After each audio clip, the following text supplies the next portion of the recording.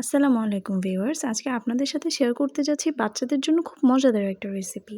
প্রথমেই একটা বাটিতে একটা ডিম ফেটে নিতে হবে। এরপর এই ডিমের মধ্যে একে একে দুধ, চিনি, আপনার বাচ্চার স্বাদ মতো চিনি আপনি অ্যাড করতে পারবেন। আমার বাচ্চারা একটু মিষ্টি বেশি খায়, এর জন্য আমি 3 চামচ চিনি দিয়েছি। এরপর এই মিক্সচারটিকে ভালো করে মিক্স করতে হবে। একদম এরকম স্মুথ হয়ে যেতে হবে। আপনাদের সবার বাসায় নিশ্চয়ই পাউরুটি থাকে। এরপর 2 পিস পাউরুটি নিয়ে নিবেন আর এইভাবে করে কেটে নিবেন।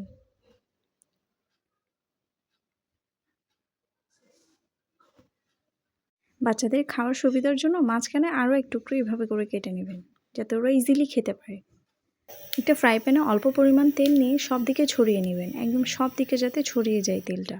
এরপর মিক্সচারটিতে পাউরুটি ডুবিয়ে একদম ডুবিয়ে নেবেন ভালো করে। এরপর তেলের মধ্যে দিয়ে দিবেন। হালকা ছোট আঁচে রাখবেন যাতে বেশি পুড়ে না যায়। যে তৈরি হয়ে গেল আমার পাউরুটির টোস্ট। বাচ্চারা একদম চেটেপুটে